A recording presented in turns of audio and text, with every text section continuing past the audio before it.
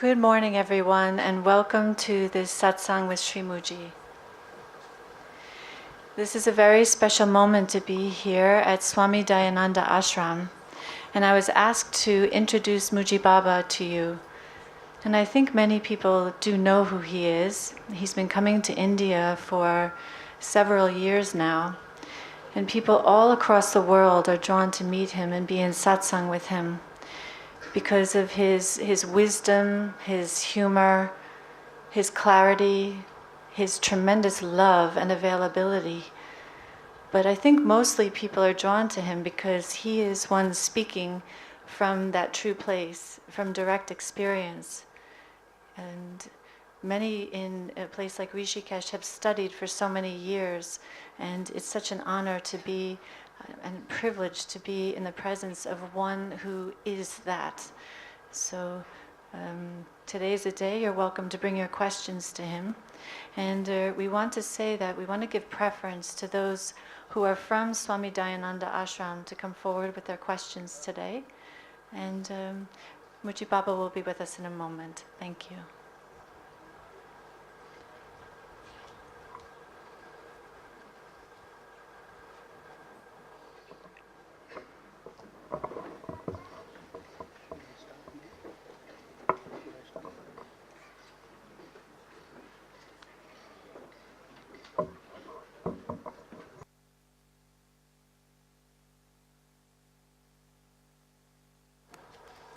Maybe too strong, this one. This one. Maybe softer, maybe softer.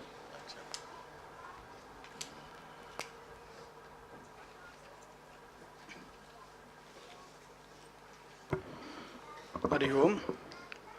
A very good morning to all of you. On behalf of Swami Dayananda Ashram, we welcome Sri Muji Babaji here once again for one more time. So he is here to give satsangs, and people who are interested in asking questions may raise their hands, and then he selects the person, and then you can come forward to ask a question. After the thing is over, not now, just wait for 2 minutes.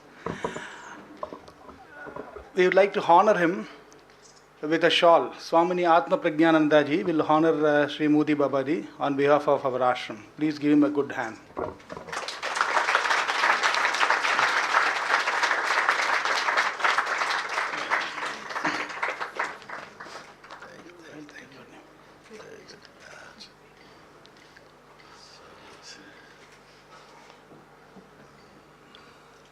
I would also like to take one more moment. Sri Muji is starting an ashram. He's already got an ashram. He's constructing an ashram in Portugal, for which he has various projects, where he is now doing some plantations of olive trees, various trees, which one is olive tree. I had a talk with him as well as with these people yesterday. On behalf of Swami Dayananda ji and on behalf of Swami Dayananda Ashram, we here contribute this. We contribute for 2 trees at that ashram. So I request Swami Tattvavidananda ji to hand over the cover to Sri Muji Baba.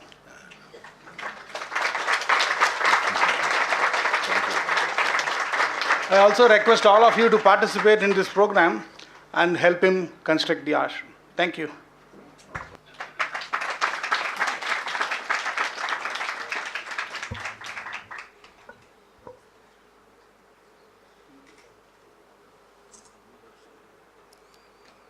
Om.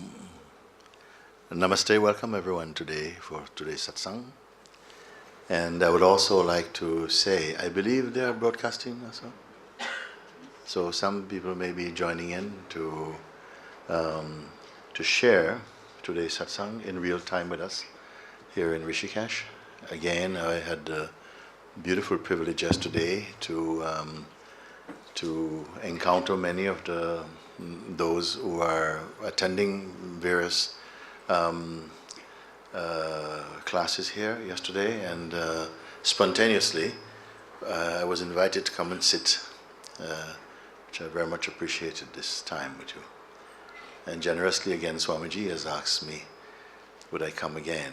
And I said, if you wanted, I will come. And it seemed you agreed.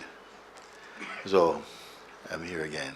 Also, I'd like to say thank you. This talk about donating trees came very spontaneously from him. We don't ask about these things. But he suggested, is there some way that we can contribute something? And we talked about that the land that we took on, was very bare. No one had lived there for over 25 years. And so we decided to really start from scratch, and to also some areas needed reforesting. So we started this project of planting trees, and the ones that are the most transportable ones, they were olive trees, because you can actually take a mature tree, olive tree, and replant it. Most trees you cannot do that. They won't survive. And that's why most for reforestation, they start from saplings. So he had himself suggested, I would like to contribute something. So that's how that came about. Thank you for that.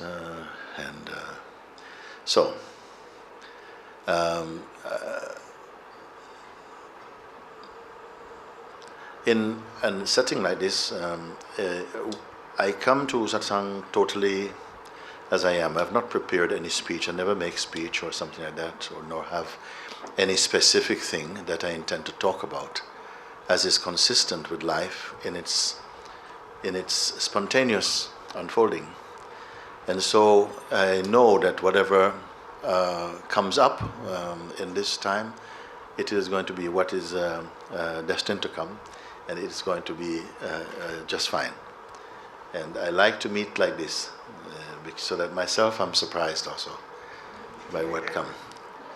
I believe that my pointings are very simple, and I feel that many people here also have studied Advaita Vedanta for some time. My pointings are very simple.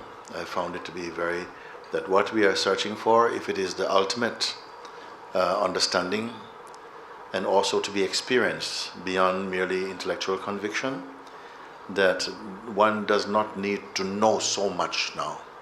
Now all that is required is to somehow come to the recognition of your true position as the ultimate seer in the functioning of perception that is occurring within this form, and to experience that. And I've found that there are many beautiful surprises, unexpected surprises, that we come to see that from inside the experience of seeing itself, the mind that normally is very fragmentary by nature in terms of the search for knowledge, calms down and enters the heart's field, what I call the heart energy field, which is not so much a space of conceptual interplay, but more a dimension of peace and silence, stillness, grace, wisdom, love also. And when you come to this, you intuitively, instinctively know this is right. You see? An outside source is not required to convince you that you're in the right place. You intuitively know. We are built in such a way that we intuitively know. Just like if you have never been sick before and you live on an island and you become sick, you don't need anyone to tell you you are sick. You will know it automatically. There are some things that we just know, and we don't know how we know, we just know. So I don't want to speak so much about that. I'd rather use the time to meet you in the most simple way. So here we go. I'll be happy if this is not one, because I do have dry eyes very easily, and I'd rather see you rather than be squinting all the time. So the invitation is open for you to thank you. I have two questions. Is there a microphone that we can use so everybody can? As we see, all the religions teach us God is love, love is God. Then why there's so much hatred, so much of animosity, there's so much of insecurities in the world? Why everybody is ready to be a cutthroat for, And the second question is, as Lord Krishna said, Yada Yada Dharmasya Glanir Bhavati Bharata, he will come on earth when there is so much of, so how come he's not coming at the moment? He will also come through you, through the door of yourself also. You must assist in bringing him forward also. He should not come independent of you. Why not he come through you? And if he comes again, he won't necessarily come in the form that you expect to see. But to your first question, you say, if it is said that God is love and love is God, then how comes in our world that is not so evident? Why is so much cruelty, so much unkindness, so much violence, and so on? You see?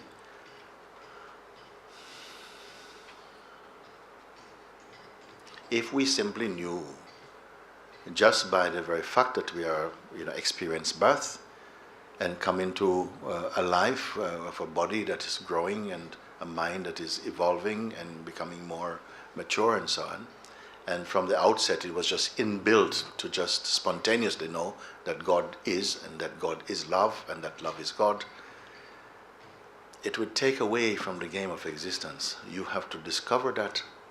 We have to discover that, and because God is love, but that has to be an experience, and that love is God, that will have to come through experience, not only through belief. Whatever we believe, we must actually validate through experience. And we say that if God is love, why is there so much hatred and selfishness in the world, you see? Because in the play of existence, when consciousness in some way deemed it or choose to express, the human expression of consciousness is endowed with a certain sense of freedom of choice. It's not total freedom of choice, but there has to be a sense in which we experience that we can make choices and we can choose what we want to do and so on. In fact, it's not truly a choice, because no one can choose or act contrary to the will of God. It must be within the permissive will. I don't think that you can do something and surprise God. Like God go, oh my God, I didn't know that you were going to do that. So our actions cannot act independently of the Supreme Consciousness. But within the play, the beings have a sense, what is the choice? I found it fundamentally, it would be either to keep going with the invitations of the mind and habits to go out and to identify with phenomenality, which is the perceiving of the play of names and forms, and to desire them and to keep being pulled into some association with them, which leads us into a very personal mode. And we are weakest when we become personal. Or to stay back as the observer, but that has to come, that someone has to point you to that is a possibility, because all beings are capable of observing, but few really exercise that power. We seem simply to just go on our reflex and upon habit, and simply we love what we love, we hate what we hate, and don't go deeper than that. Only as we begin to observe ourselves, or you're pulled into the journey of awakening or this love for God or surrender, you begin to experience that statement which you started by saying, that God is love, because you experience that love, you experience that wisdom, you experience that spaciousness, which is so compatible with your inmost nature and being. You see, it doesn't just someone give it to you like this. We come into that, and it's part of the true maturing of a human being, that you come into that understanding, that you discover love as your inmost nature. And with that understanding, you see, when deeply assimilated into your being, so there's no separation between love and yourself. In fact, even of God, and yourself. It feels like a unity, a union or something that happens. And with that deep merging of the consciousness, it then somehow manifests in your life without you even intending to do something. It is like it is your fragrance. We have a saying that you burp what you eat. No? So whatever you eat, when you burp, if you've been eating tomatoes, you won't burp, mayonnaise. You see? So whatever you have taken in, that's the fragrance that will come from you. And I feel this is the way. While we have the sense of autonomy, then it is as though we are left to make our own minds up, but not totally. But we are tasting the fruits of our own projection, our own idea of what life is. We seem to have the ability to construct different concepts about what life should be, to try out our version to see if it works, or to find that cosmic unfolding in which we are totally compatible with that unfolding, or to go our own way as impelled and compelled by our sort of like, you may say, social, religious conditioning and so on, will determine the way in which we experience life. It is a journey of maturing also. Those who have gone into the very heart of it, they emerge, you see, as the embodiment of that statement itself. And that's all it needs. We don't need more books, more studies. What you need is to meet someone who is the embodiment of that truth. Blessed is the one whose life is the evidence of truth. Or you may say that you must become the proof that God exists. Not merely by what we say, but how we are. And it's not too much of a thing to say to a human being, considering that we are all made of God, if you can put like that. Why should we not smell like God, look like God, taste like God? What has happened to create this sense of separation? It is to do with our, I would say, conditioning, the sense of the free will that compels us to act in our own self-interest, and whereby we become more selfish, because the more the consciousness identifies as a person, the person mode is a very limited and selfish mode of consciousness. It is one of the lowest expressions of consciousness, because as a person is inclined, it's based upon the belief I am the body, and the belief I am the body brings to consciousness the vulnerability of the body, because we know that the body has a birth date, a life date, and a death date. When consciousness identifies with the body, it's as though it comes into time, whereby its true nature is timelessness. And so it begins to experience fear that one day all this will end. And so many things come out of that, restlessness and anger and frustration at the conscious and subconscious level, you see.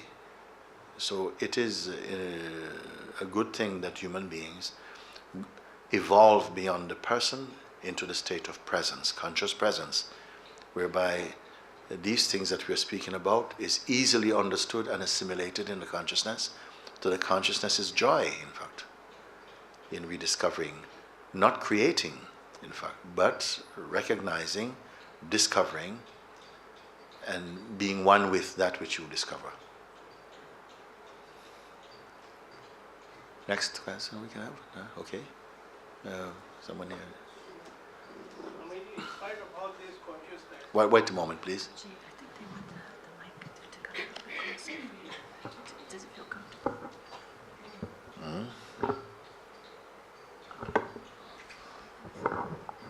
Yes, okay. yeah, Swamiji, in spite of this consciousness, there is violence, anarchy. Could you start from the beginning? I missed a few words there. Yeah, in spite of this consciousness growing in the world, there is violence in this world, anarchy, terrorism, jihadists. People are divided on issues of religion and everything, what is the fate of human race then? Someone once asked my master, when will mankind come out of turmoil? And he answered, when mankind becomes kind man. What it means by that is that somehow we expect, why should it not be like this? We are terrified by the negative expressions that come out of a disturbed mind. How can we fix this? You see? So we almost want someone else to fix it for you. But tremendous change come when there's a saying, you must become the change you wish to see in the world. It starts with each one, because there's no peace that can happen and be sustained just externally or be written on paper as some kind of treaty. It's not enduring. It has to start from within. So each one, maybe these things are just really compelling, reminding us how important it is to start again afresh with yourself. You find peace. When you find peace, actually your peace will touch the world a lot more than any propaganda will do. Because we have examples of human beings who attained that peace, who recognized and discovered that inherent peace, and because of that, so many millions and millions of people actually, lives were changed and grew in consciousness. And if you look at someone, for instance, like a Buddha, 2,600 years or so, they dropped their body. Today, there's still new Buddhists coming. Who are they? Who are they inspired by? The lights, actually, outlived the length of the body and continue to inspire human beings all over the world. This is an amazing thing. You don't find anybody, worshipping Napoleon Bonaparte or Genghis Khan or something. You see, because the ones we mention are beings whose lives radiated that tremendous peace and harmony and all-encompassing, embracing love that so much is the inner substance of the soul. And that's what we are searching for. We say, okay, enough violence. We know this now. We want to have some love, but it has to start with you. We learn from example. Set the example. I won't even say, somehow you become an example for everyone. No, just find it because you trust that and you are searching for that peace. And it's amazing that one human being whose life is the evidence of that shows that it really is possible, because now increasingly maybe people don't believe it is possible. It is some kind of spiritual fantasy or something that a human being can be genuinely happy and free from the molestations of a psychological mind. And then I said, but this is terrible that we don't feel it is possible. Out of 7 billion human beings alive on the planet now, we have to look back in history to find someone who is awake. When we are all of the same. This is why I feel it is pressing, you see, because if God is infinite, God must be here now. If it takes another 100 years to find him, on the day that he is found, it will not be a day unlike today, this very moment. I would put it like this, that if you speak about we speak about someone, if they're not here, we can talk about them. But if they are here, you must speak to them. Why we speak about God? Something in us always feels separate, how we can get to him, which is implying that there's always some distance. Why is God not here? If you really opened up your mind and heart to that possibility, you may or you will encounter him. Why should we be so fickle or so afraid?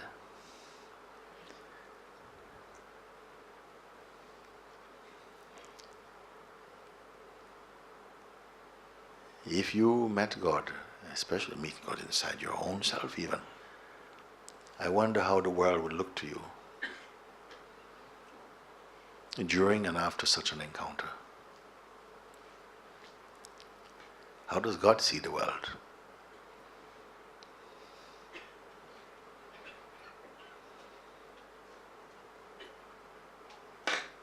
So let's not focus so much on external questions too much. What about internally?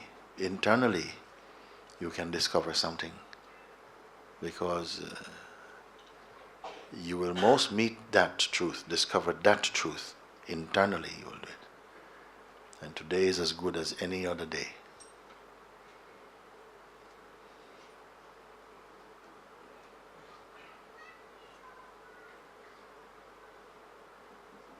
Why should God be infinite, omnipresent, apart from you?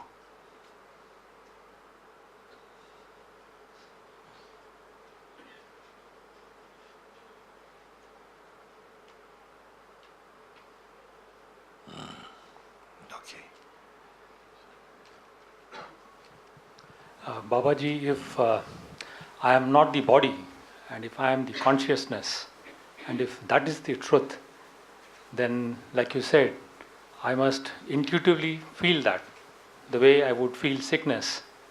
But why is it that I don't feel it, and I find that the majority of humanity doesn't feel that he or she is a Actually, you are conscious? feeling it all the time. You're just not aware that you are feeling it. You are feeling it all the time. We are like fishes drowning, dying of thirst in the ocean, searching for water. It is as obvious and obviously missed like that. You say, if we are consciousness, how we don't feel it? But anything else you feel, you cannot feel without consciousness. It's because of consciousness that you can perceive them.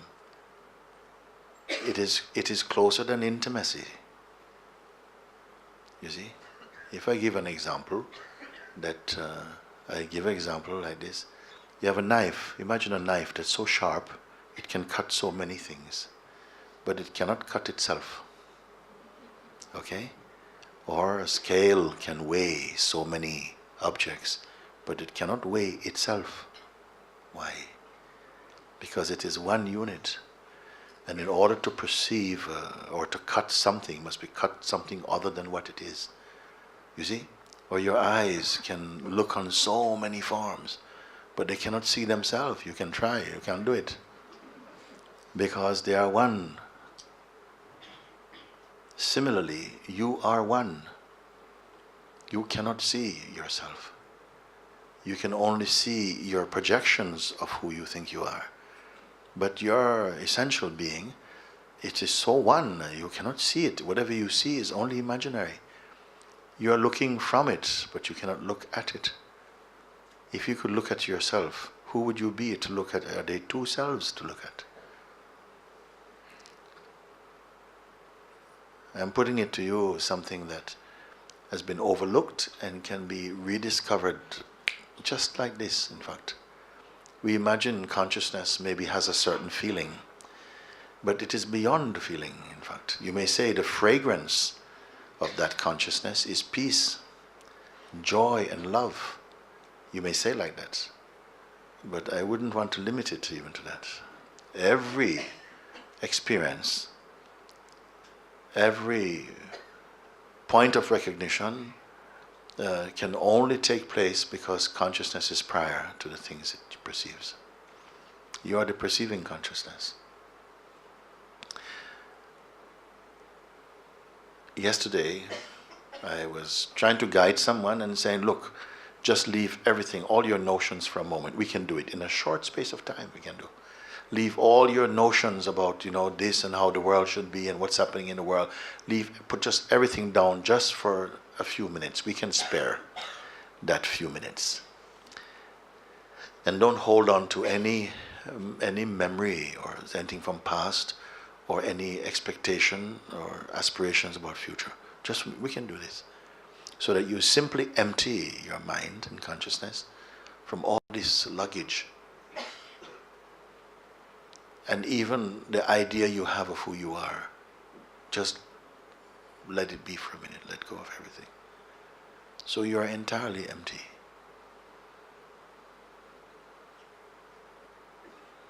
Be informationless.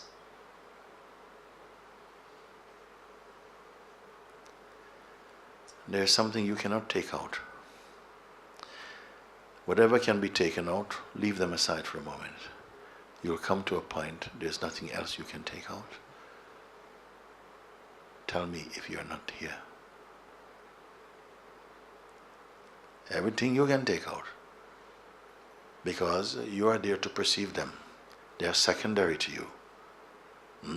Even knowledge is nothing without you. You are the knower of knowledge and of ignorance.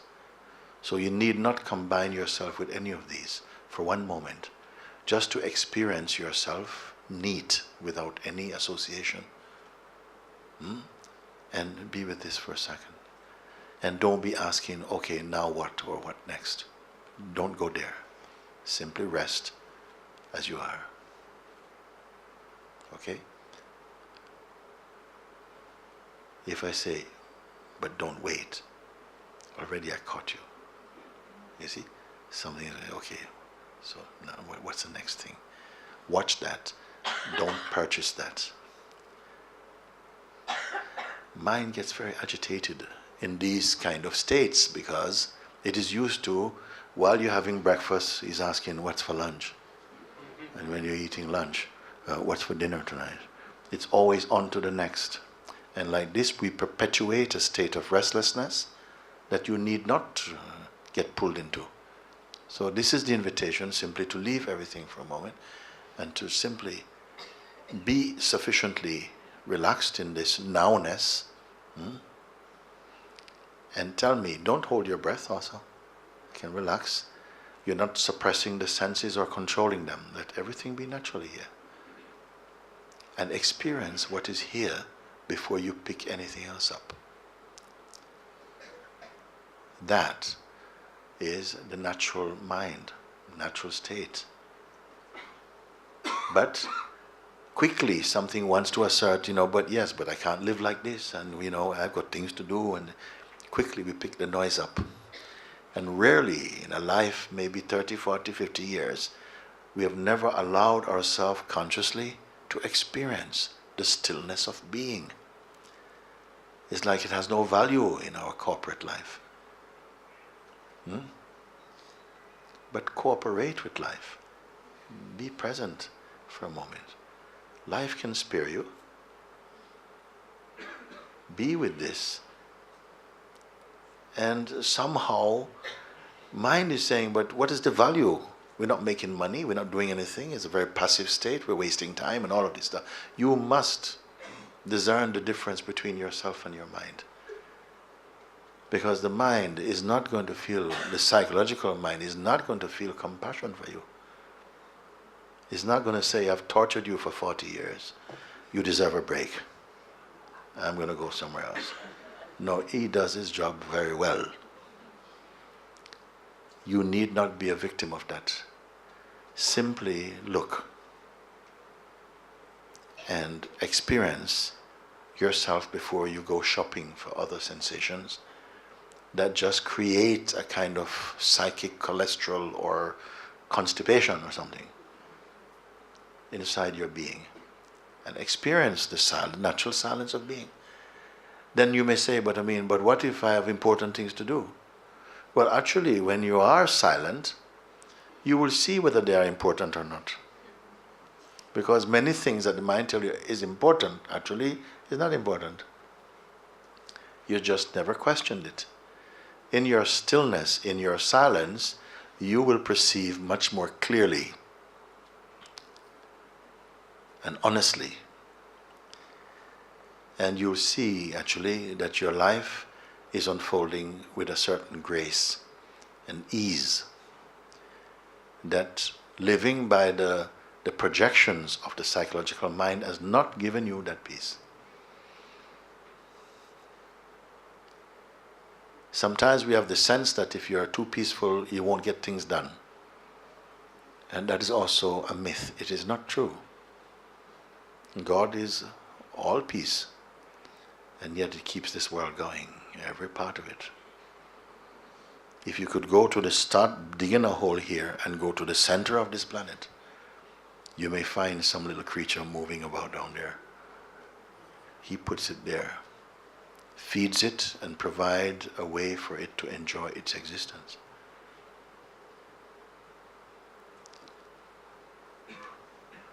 You're not making life happen. You must realize that you are life itself.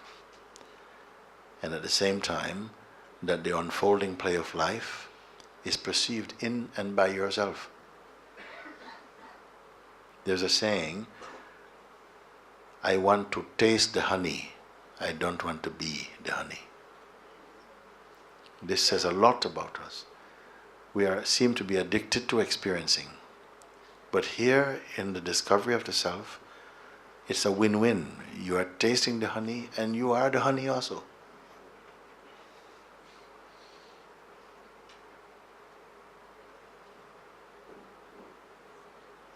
Next question, please. Yeah. Swan? Yeah. Om Namo Bhagavate Ramanaya. Pranam Smoothiji. So, Bhagavan Ramana Maharshi told that self-inquiry leads you to liberation. Yes. But many people told that we are not in a position to do it. He was compassionate and he told, you surrender to Ishvara. Look Ishvara everywhere. That kills your ego. It is as good. But the moment you start surrendering, the ego comes with a vengeance. Don't think that it is easy. Then people again, because people are of different grades, right? Can we do japa, like clinging to one thought to the exclusion of other thoughts? He tells, okay, that strengthens your mind and it will be made fit for a reflection of the higher truth. Then also he suggested in Upadesasara, you just observe your breath. The mind which is running at 1000 kilometers supersonic speed, it comes down. It's not going to serve the purpose. And also action, you do the duties without any selfish motive, so that the barren mind, it becomes a bit fertile to reflect upon the higher truth. These are the things I could make out. Do you have any other technique or any spiritual aid which serves as a supporting journey to the super expressway of self-inquiry? Yes. Sri Bhagavan mentioned these things in order to satisfy the temperament of the different kind of seekers that came to him. Some people were more of a tendency that they said they want to surrender, and surrender, that's their way, because they found self-inquiry too intellectual or too difficult for them. They felt like this. So he reminded them, surrender, it is good to surrender, but ultimately you must surrender also the surrenderer. You see? I was going to say, ooh, I didn't include myself in that. You see? I give everything to God, I give it this one, give that one, give that one. But what about you? Oh, no. I've got to exist to keep giving God, you see? But what about you? He doesn't want those things. They belong to him anyway. You're giving to him, the things belong to him. What about you? Also, you belong to him. You see? So this is what he talked about, surrender. And he spoke about different things because people came predominantly with that sway. They were strongly, okay, I'm into karma yoga, and what's the best way? You see? He says, yes, you do acts of kindness, like that. You do that, but not with any sense that you are the doer of it. Don't be attached to the fruits of your actions, because then you become personal about it. And then you're doing it for you and not for me. Like this. So to each, according to their capacity and their temperament, he addressed them as much as they could take. Mantra japa, same thing. He said also, you can practice your japa, practice mantra japa.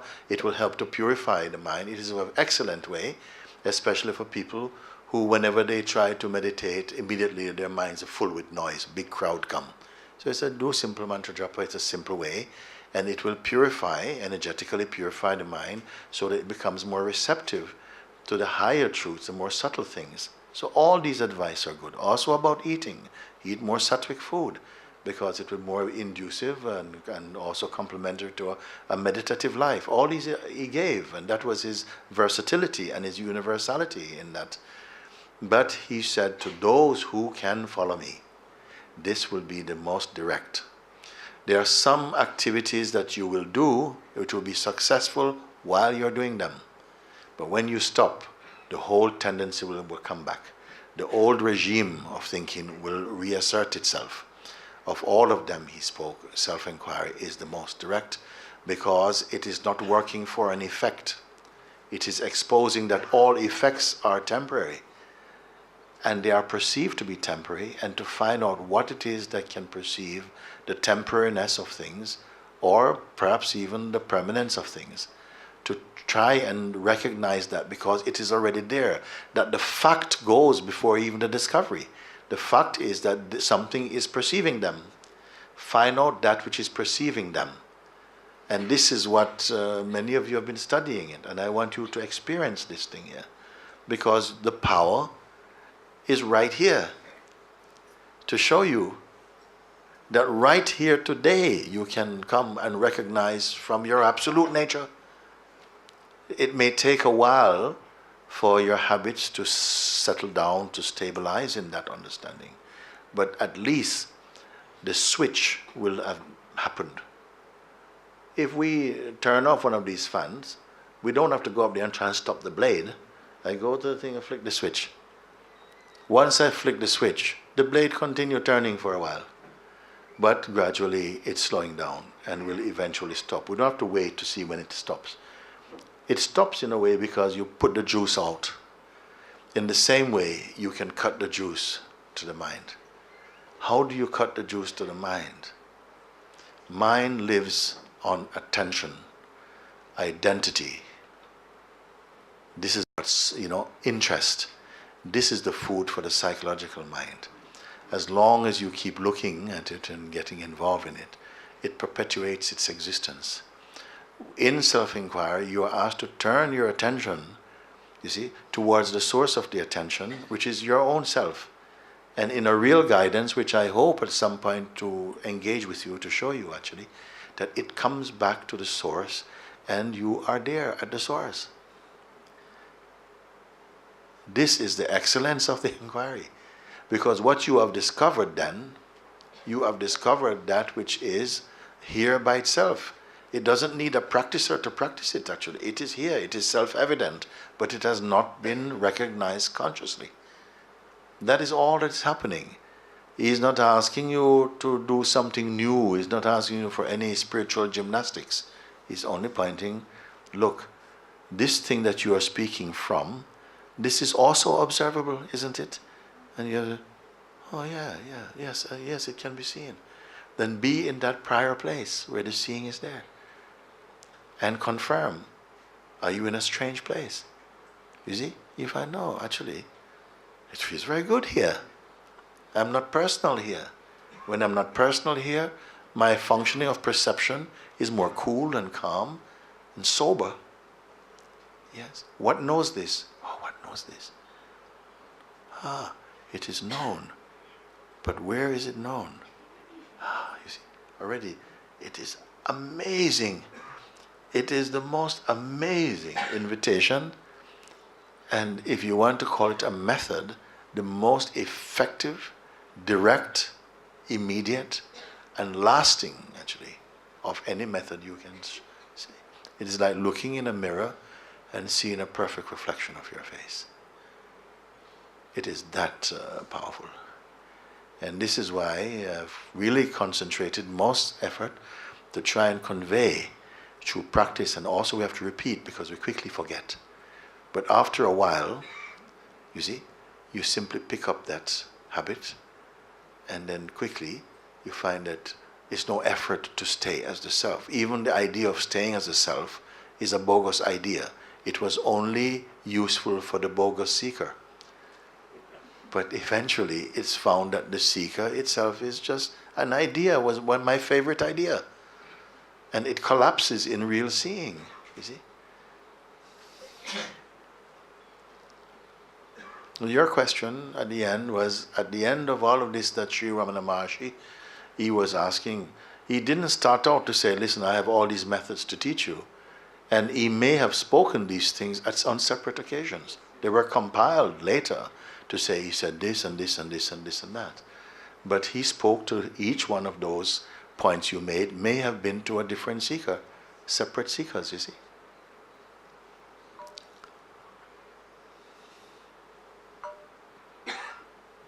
Anybody know? Anybody else? Yes, yes. My question is regarding the rebirth. Could you put the microphone a bit more? Yeah. Hari Om. Yes. My question is regarding this rebirth. All our scriptures, especially Hinduism, we believe in the concept of rebirth. Does it mean that when a person converts himself to another religion, he will not be born again? Or a person from another religion who converts himself to Hinduism will be born? What is the actual truth about rebirth? Is there a concept of rebirth? In Gita, it clearly mentions that again and again we have been born thousands of times, and we can't be selectively, particular about. Okay. That- It is a beautiful question. I wonder if you can cope with my answer about it. What I love about the question is it's got some space in it, and I'll tell you why I say this. You see, if something is really truthful, it must be truthful right across the board. So, I mean, in recent times, there have been research that's happened. There have been people. I remember one that started research by a doctor, and that started because her patients, she had observed them just towards the latter stages of their life when they're about to leave their bodies. And she was having watched them over a period of time. She was very struck by what she observed. And she started to do a separate research about it and to interview many people and this type of thing, you see. And so she asked other doctors, actually she approached the main body that didn't want to put any interest or any money or to support that research. But some people came along, and gradually a movement came from all over the world. The people were reporting experiences that they've had from different religions, right across. All those people have no religion also. And it was amazing that how consistent the experiences were. You see? So that was one thing, that irrespective of whether you're Hindu, Muslim, Christian, Parsi, whatever it is, many people were experiencing the same thing, near-death experiences. You see? And this sense of going through some kind of tunnel of light and coming out into another space and seeing relatives and all of these things. Many people reported that. Some other different things were reported, but consistently it seemed to be across the board these things were happening. That's one thing. The second thing is that actually your belief makes your life. Life is belief. And so actually the consciousness is so flexible, so adaptable, that it will take the form of your belief also.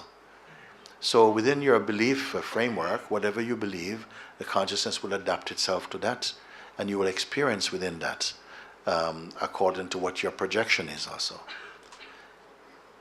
Included in this also is the fact that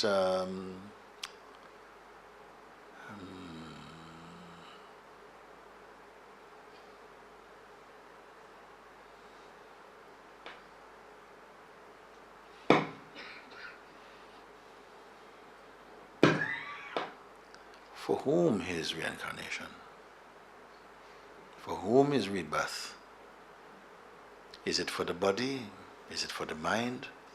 Or is it for the person, what we call a person? Is it for the inmost self? What is it that experiences rebirth? It's not the body. The body breaks down and becomes, you may say, recycled or something. Okay? So that's not the rebirth. The Absolute cannot experience rebirth. It is also called the unborn itself. So what is it that experiences rebirth? You may say mind. But can mind exist by itself? Mind is a relationship. It is the consciousness, actually, which is timeless, which somehow dreams itself into time by identifying with the body, which is the instrument that it needs in order to taste experiencing, believing itself to be this person, a personal self, and all that this personal self believes and gets conditioned to believe, that becomes the sense of the person. And it's that person with their belief, their inconsistencies, their sense of rights and wrongs and karmas, all the collection of their belief that undergoes transformation, that is getting more and more evolved towards complete liberation. And it is said that many, many bodies are needed in that paradigm of you may say, evolution, the evolutionary consciousness. I see this as also a dream. By that, I don't mean to dismiss it. It's a divine dream. We are all dreaming. You can say God is dreaming it. You see? And at the same time, so your question is saying on one hand, suppose I'm a Hindu, I believe in reincarnation in this sort of form. I became a Muslim who believe a different kind of thing. What is my experience going to be? You see? Well, it will still depend upon also some factors.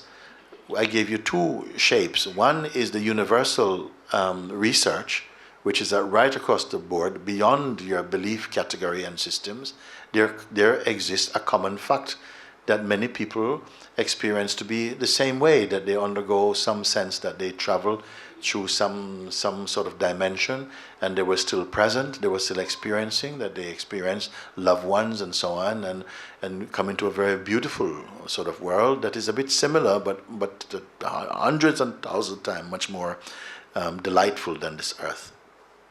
They say like this. And others that, of course, each according to your belief also impacts upon the kind of experiences you will have after the body falls. These things, for me, they are not so important. What is important, you are here now. What can you find out about you now? Because if you transcend while your body is warm, you have to find that which is imperishable. That is the opportunity. And that is the possibility, because you have the advantage in that you are already the self.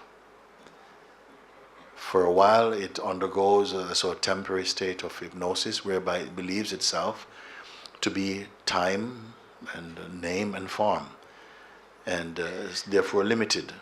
And it must find within itself the power to transcend that limitation and to awaken to its eternal nature while it is in the body also.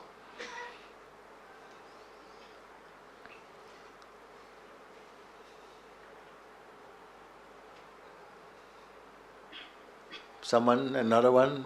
Okay. Yes. Okay.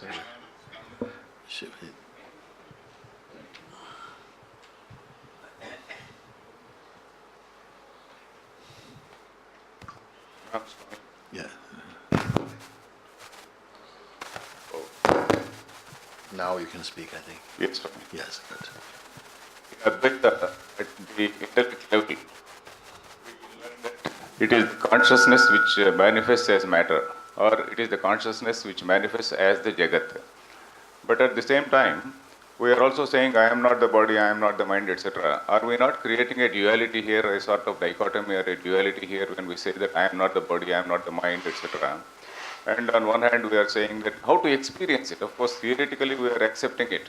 But then how to experience that it is the same consciousness which has manifested as the Jagat, in which I am. Yes, okay, I take your question. Yes. He's saying that if it is to be accepted that all that we perceive as name and form, all that is comprised of the combination of the five elements and what they produce in so many different forms, if it is said and we are to accept that consciousness is all of this, consciousness has made all these things, then what is the purpose? Isn't it a contradiction to then say in your own spiritual, your sadhana, to be saying that I am not the body, I am not, when you have already said that the body is comprised of consciousness?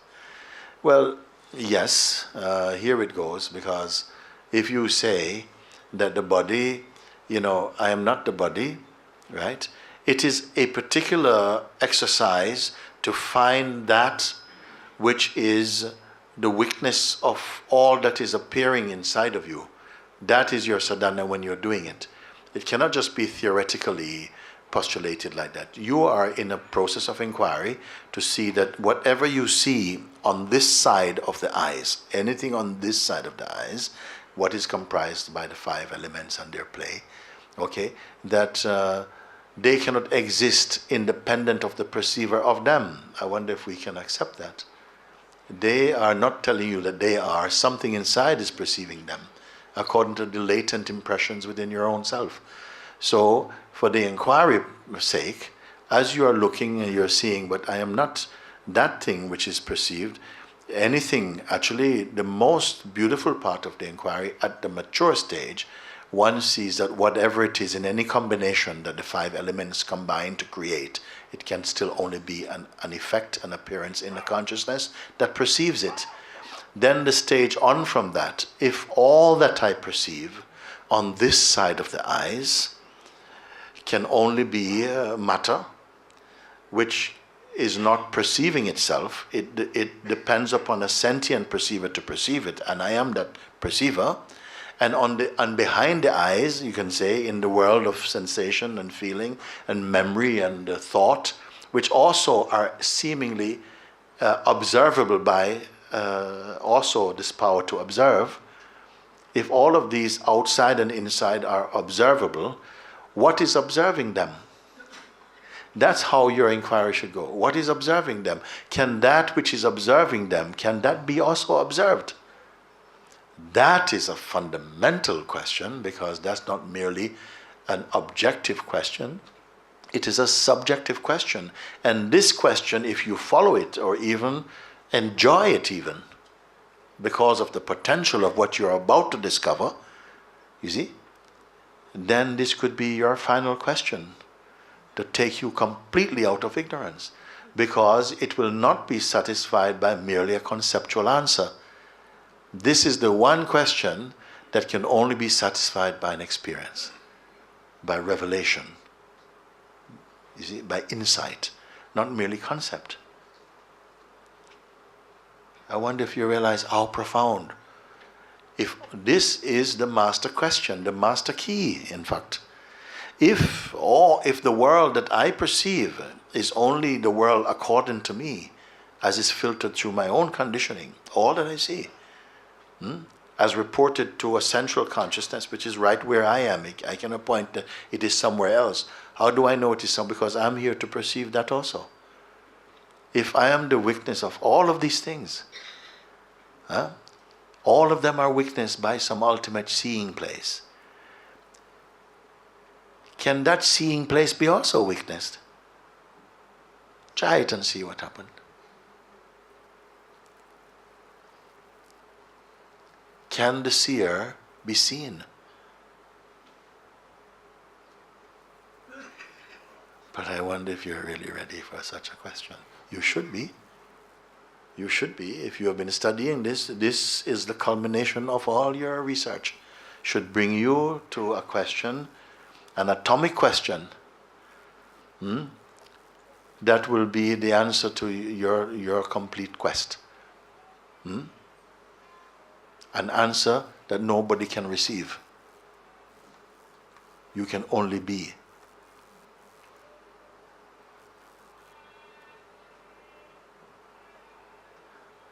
That will be the ultimate discovery for you. It cannot merely be, and you have not been satisfied merely by objective or mental answers. It has to be, actually, you have to be the final answer.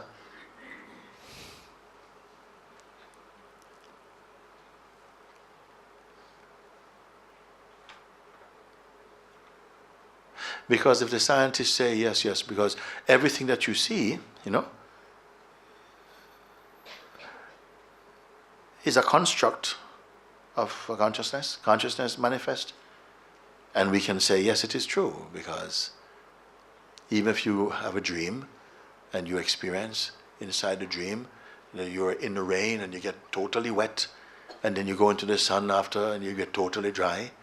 And when you, in the dream, the water is wet and cold, and in the dream the sun is warm and dry and yellow. Okay? But when you wake up, you see you've been sleeping in some tiny little cupboard or something like that. Where sun come from? Where rain come from? It was from consciousness it come. And you can apply that to the waking state also. Because every day we wake up maybe from dream, but to be totally awake, you must also wake up from the waking state. Meaning that in the waking state also we are dreaming. How are we dreaming? because it is a very private world. You see, it is really something that we are interpreting all the time. And your interpretation does not match up with someone else's interpretation. So it is a very personal thing. So if it is only personal, it is not reliable, and that's what I mean, it is dreaming. And even within the dreamer, the context of a single dreamer, from day to day, they change their outlook. They cannot be consistent. So therefore, that world and anything, it is not reliable, not dependable. Where are we going with all of this? None of that is consistent. It is not permanent. What knows that must be at least more permanent than the thing it sees to be not permanent. This is the power and the direction of inquiry. It will stir you up, but it will lead you to a more pure place of consciousness. Next. Okay. Who? Okay, you start. You go ahead. Wait, there's a microphone. Could you come a bit more to the middle of the room and then maybe it works better? Yes. It's okay? Yes, this is good. I have a question about soul family and past lives. Sorry, yeah.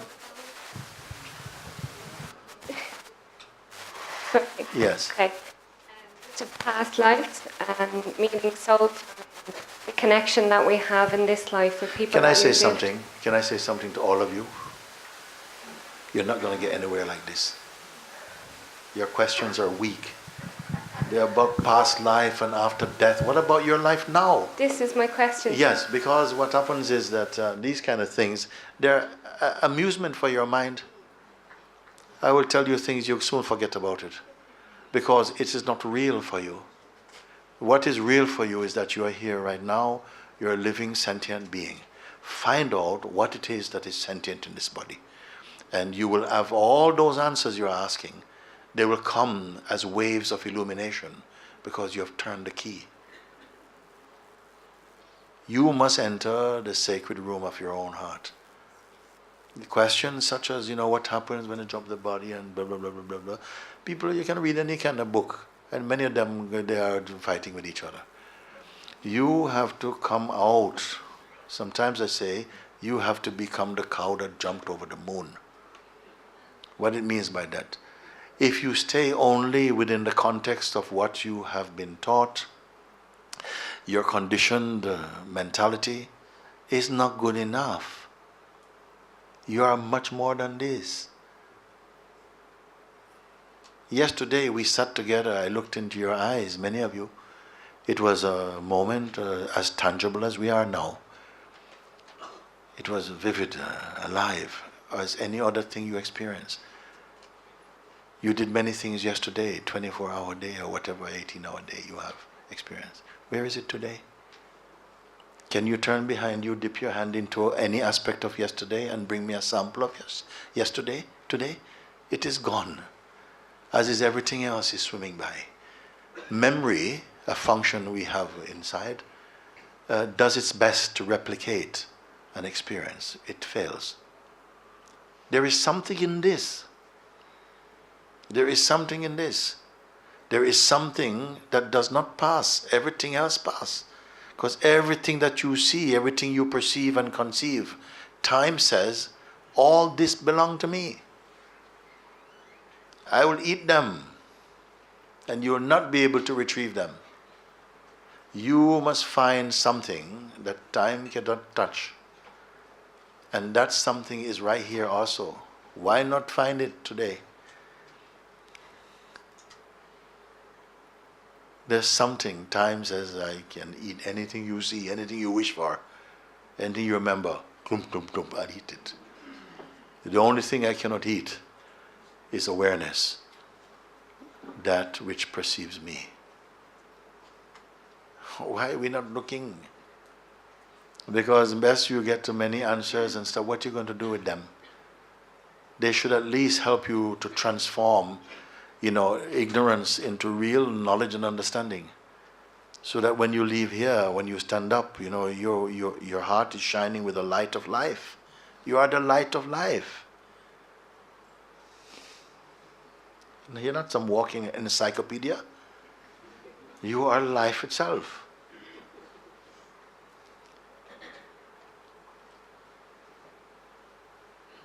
I am not here with you for very long.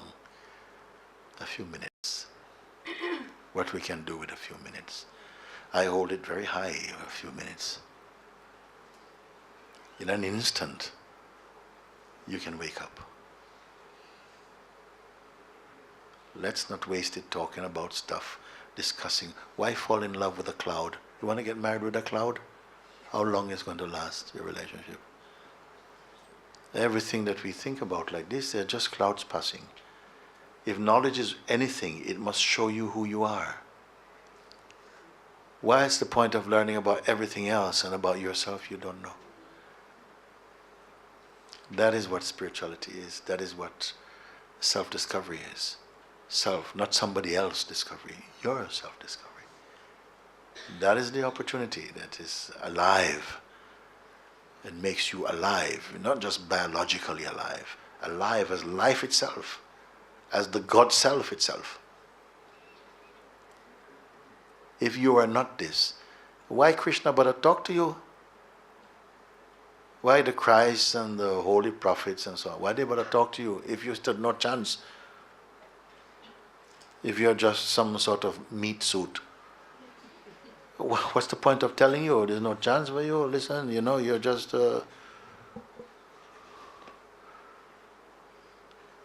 They're speaking to you from, as, and to the eternal existence.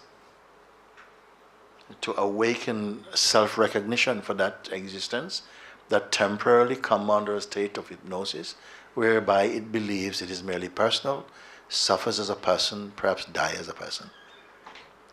When inside you, the Supreme Being is alive, imperishable. Use your life to find that. It doesn't necessarily have to take all your life to find it. Find it as soon as you can and enjoy your days in that.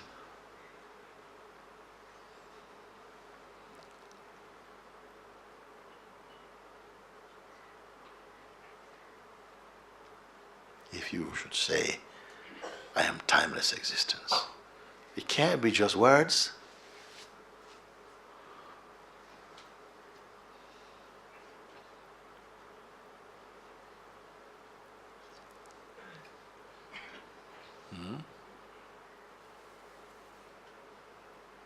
How do I see you?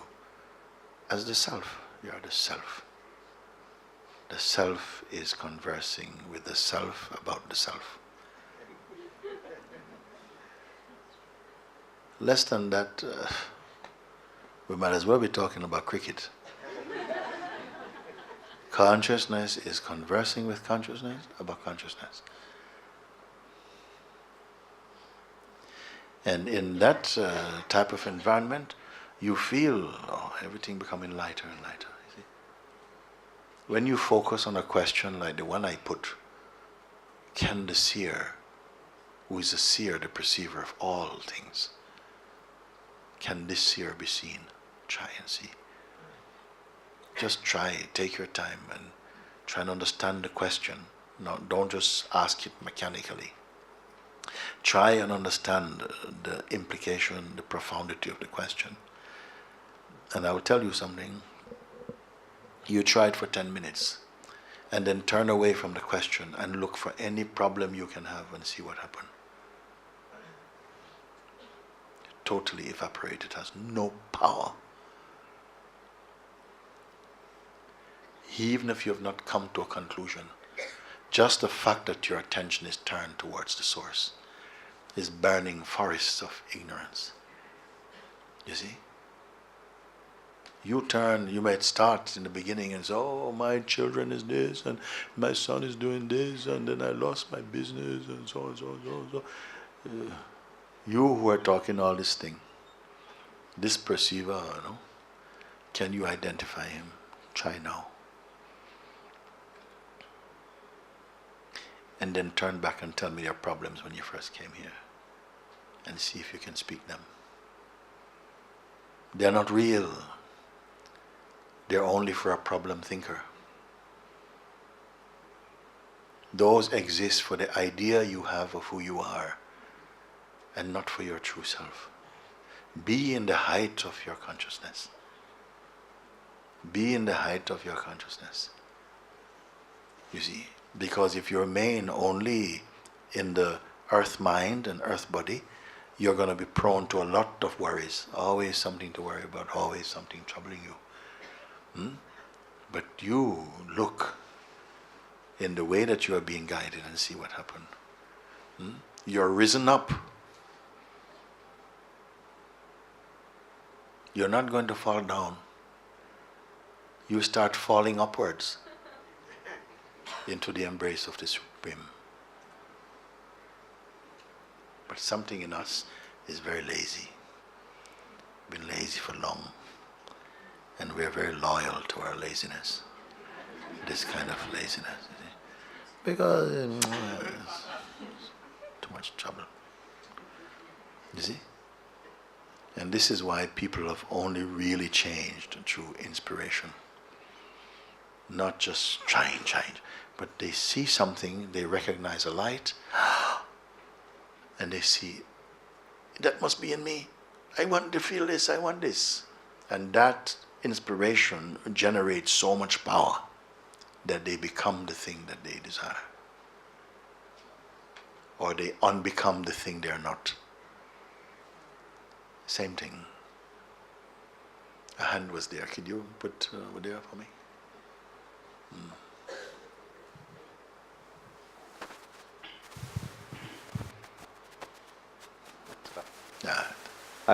I wanted to ask you, the last few weeks, I've been taking time, about half an hour every morning, just to watch. Yes. And the instruction I was given was to watch the mind. Yes. And when I manage to do it, if I'm not daydreaming Yes. or I get lost in the mind, Yes. I find the experience I have is just, I can only describe it as nothingness. Yes. When you put attention to the mind, it's just blank. There's no experience. I come out of it and all I can sort of describe is there was nothing. Yeah. But I never sort of really get the sense of anything else when the attention is there. I don't know if is that the process or? Yeah. Okay. This two points I'll make. One, and I think it's also relevant for many of you, is that you say, when I observe the mind for half an hour, just observing mind. In fact, you don't have to observe mind for half an hour. I'm going to show you something easier than that. Observing mind is for a purpose. There's a reason and a purpose for observing. If we were just observing mind and observing or watching the mind, at some point you may get pulled in. You might get pulled into the stream of mind and start to think about something and so on, because it takes a lot of energy to try and observe your mind.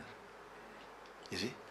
So the purpose of observing is to come to the conclusion that what you are seeing, all of it is momentary.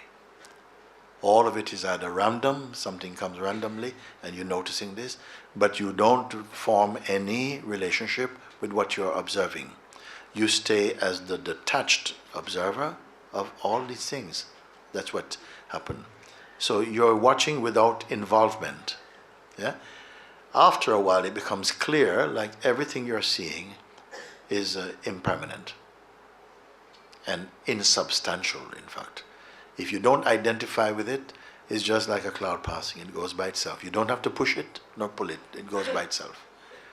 As soon as that is clear, that such is the nature of the mind, coming and going like this, you can ask, what is observing the mind? What is observing the mind? Because the fact is, it is being observed. By what is it being observed? Can that be observed? And that's already very powerful. So one of two things is going to happen. You're going to stop.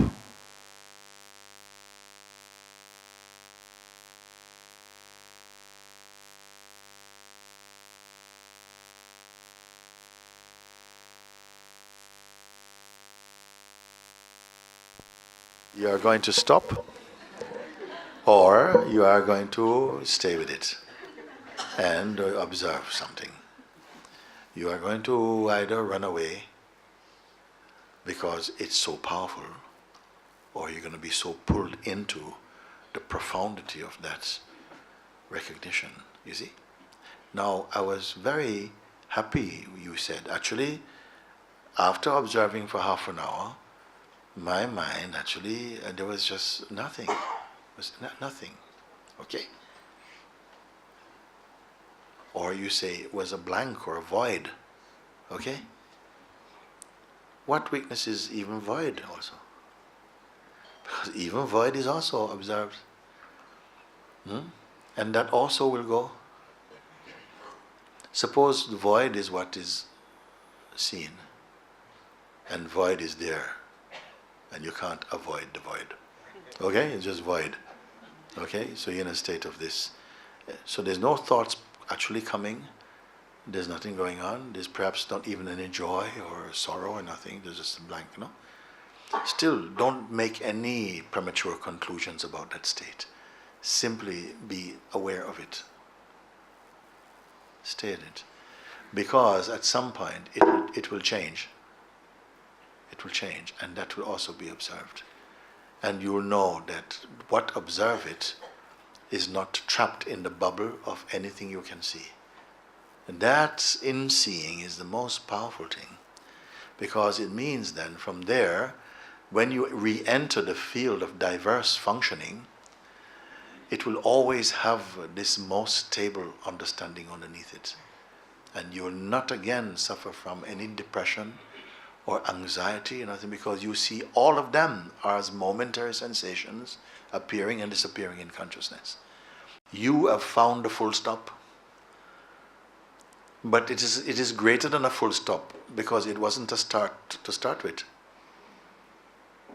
But something stopped. You have come to the very source.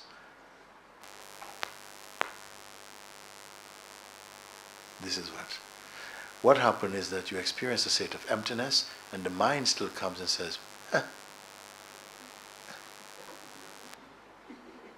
you found nothing.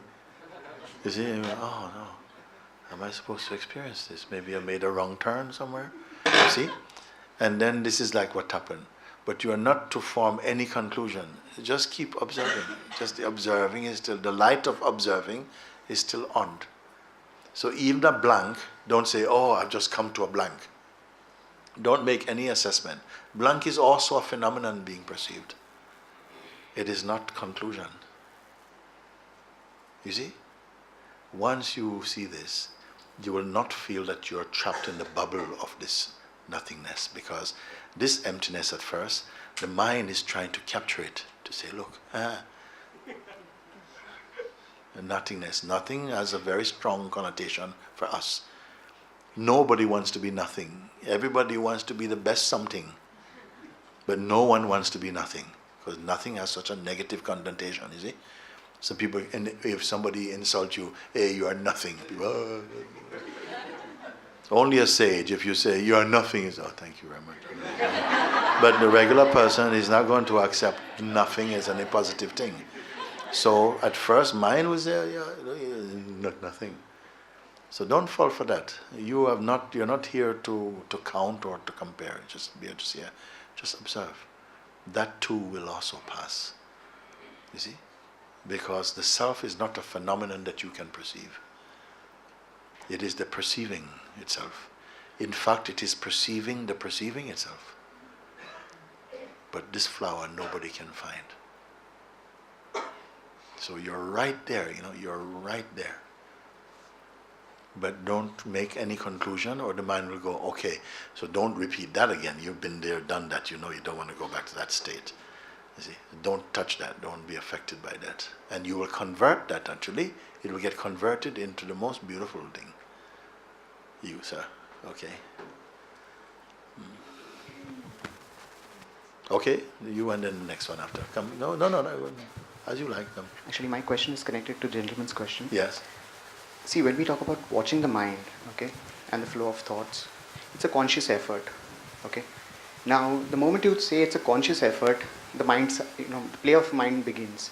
So, for example, when I'm doing the exercise of watching the mind, I'm not very sure whether it is the mind which is posing as the observer and watching, whatever the flow of thoughts that's happening, Yes. or it is actually, the ultimate observer. So the real question about, whether the observer is observed or not, I'm not very sure whether it is the mind posing as the observer. Yeah. Don't make conclusions too quickly. You've started like that. No, don't keep the microphone, please. You've started like that to look, and you say, okay, my question is connected because if I start to, to say, to follow this pointing, to begin to observe the mind, that already is effort. You see? Yes, some effort is beginning with. In fact, when you first started to identify with your body, it was tremendous effort for you as a child to do it. When you were a baby and you did not have the use of this body properly, it was a new machine and you were trying to touch something and you did not feel I am the body at all. When you got used to driving the machine, you started, and you were told enough you are the body, then you accepted this body, and after you never doubted it. Also, the name you did not readily accept. You got adjusted to it.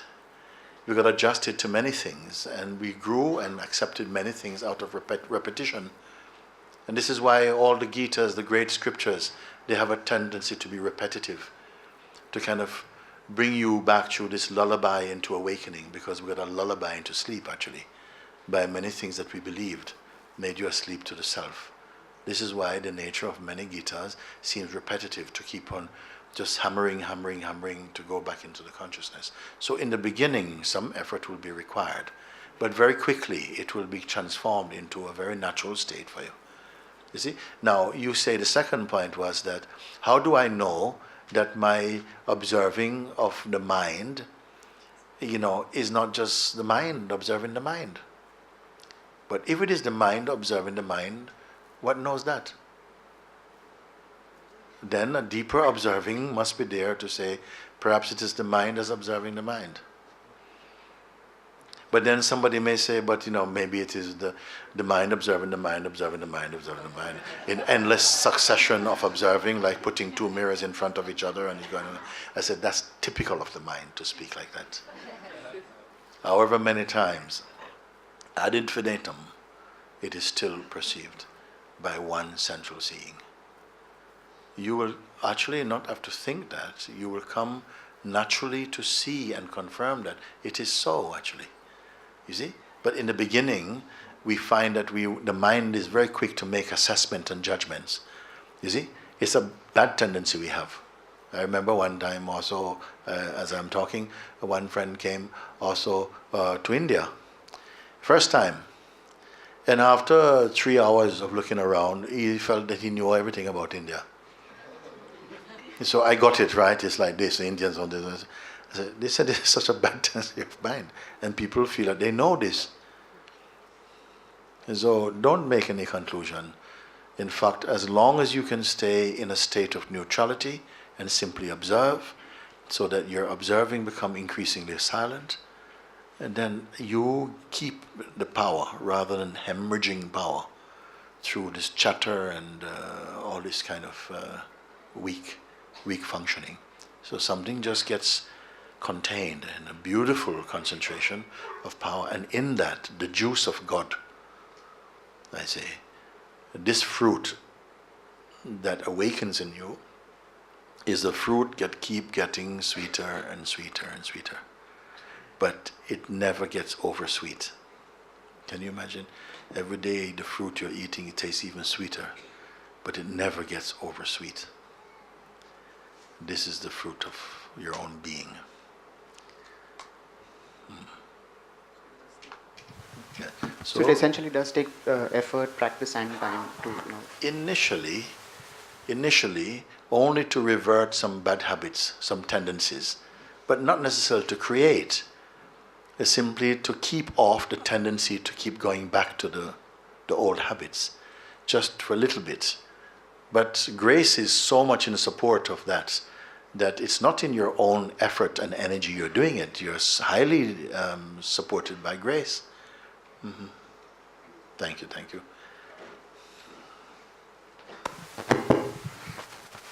My question is,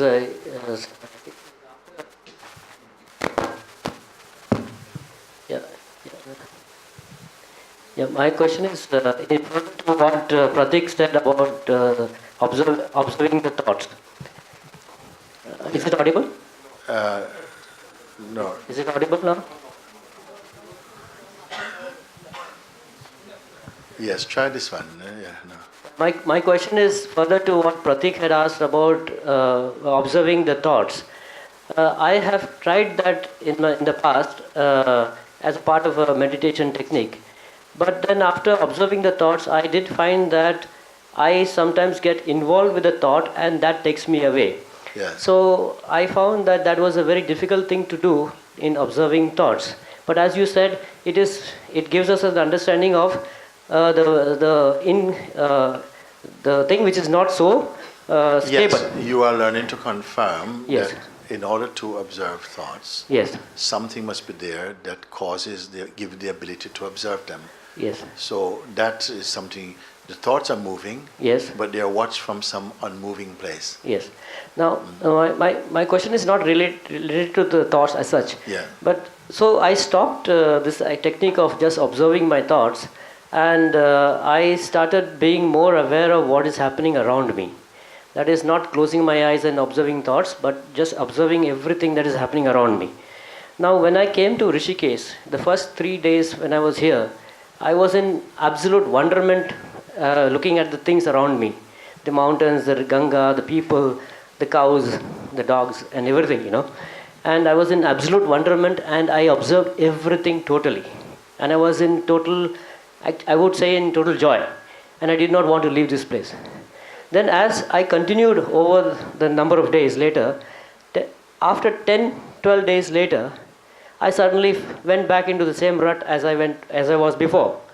I was not observing things as wonderfully as I was observing them before. Yes. And I felt that my mind was getting filled up with a lot of thoughts, which was not the case before.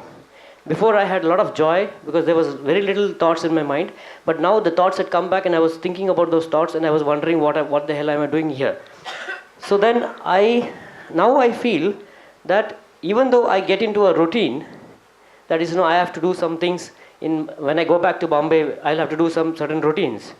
Is it that when I'm doing the routines, I should continue to observe whatever is happening around me so that with a feeling of wonderment at all times, which will ensure that there will not be any thoughts within my mind? It's not possible. It's not possible to do it. Many people try, many people give this advice, but it's not possible. It's a kind of hardship.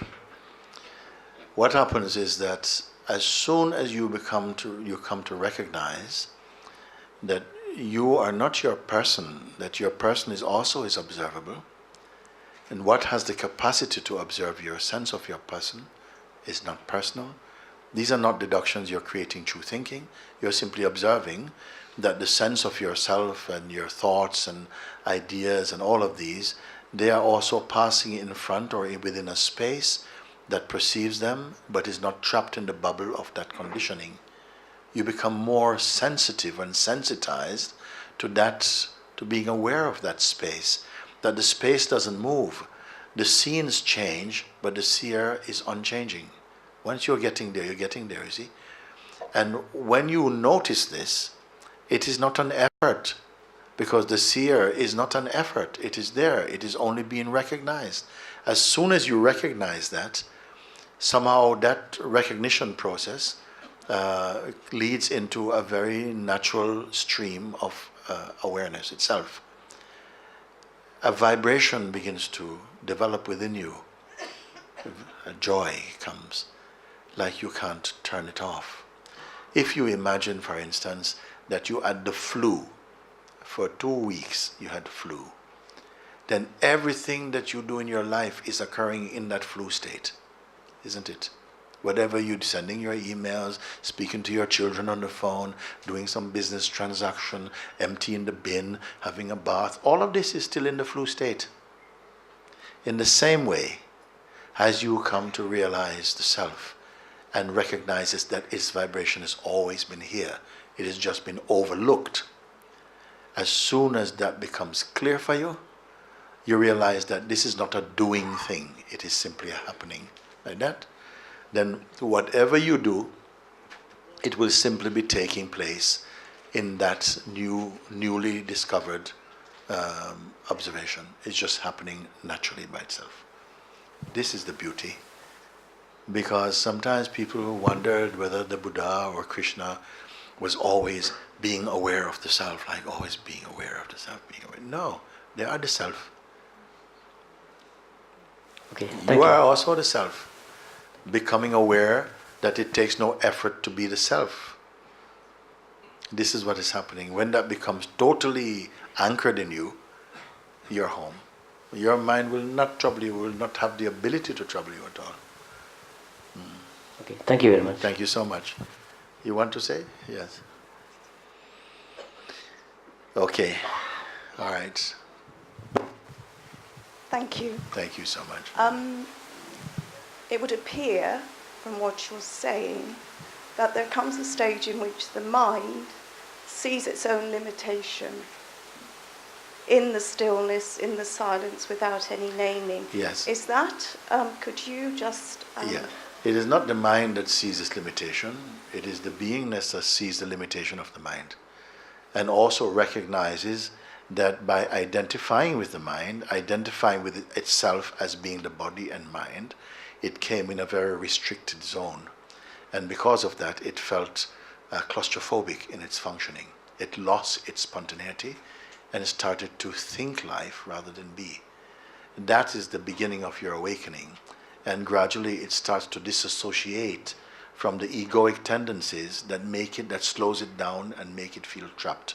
That is what's happening. It recognizes that the mind, what we call the mind, now it is time to outgrowing the association with a very localized identity, and it's reverting to its original place as that unchanging being. And that is what is experienced as this immense joy, like a joy of reunion or something like that, you know? This is what is happening. I am told now, I'm being reminded that we are coming to the end of this session. I would like to again say, because we have been conducting satsangs in this way for quite some time, and many beings, of course, have come into astonishing recognitions because of it. Like they say, wow, my whole life has changed. Also, the situations within my family have become much, much better. I am not stressed by life. I'm so much more happy before, you know. And amazing testimonies, simply because the focus is on this immediacy and this looking and this introspection, which is very direct and immediate and so profound, lasting also. And of course, there are people who experience the same things, but gradually the old habits reassert themselves, and then gradually they move back into the old habits. So I cannot guarantee. All I can say is that in this alive looking and sensing again, the presence of what really is, it's like you somehow the consciousness has risen up into a higher altitude to such that the lower tendencies cannot breathe in such a high altitude, and you are not going to be disturbed by your mind. The way you come to notice that actually is that you experience a sense of a lightness of being within yourself, and that your mind does not, your attention does not gravitate towards negative thinking and so on. Those are the early signs that you come to see that, wait, you know, somehow, you know, this is a direction to keep on exploring within your own, you know, sadhana. So I would like to say that I'm here also by grace of Swami Dayananda. Actually, I feel that his presence permitted this this satsang to take place in his ashram, and also very happy to be sitting with the Swamis and so on, Swaminis, for this time of being here, and for your open-mindedness, as much as you know, we're able to listen to this type of this way of approaching self-inquiry. So I would just like to say thank you very much for your attention that you have given, and for your hospitality towards us. We have also some people have come from the Sangha that was taking place next door. So thank you very much. Thank you, Swamiji, and all for this time here. No? Okay.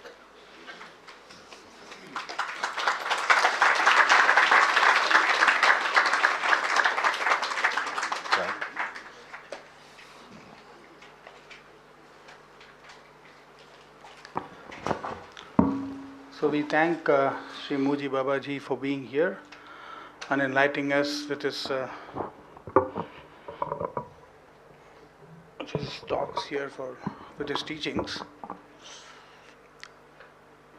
As I said, we have a routine here. We could have gone for a longer time, but then there is a routine here. There are going to be classes in the afternoon, and these people are all used to 12:30 lunch because they had early breakfast, and that was a constraint, Guruji. So I think you would not.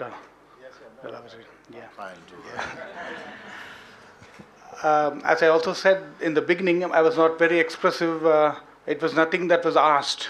It was all donated by us for the trees, and I had a conversation, and I also had a thought that something needs to be done, and therefore it came out. I also request all of you to participate in that kind of a giving. With this, we conclude the satsang, and we will now be there for lunch. Thank you. Thank you so much. Thank you.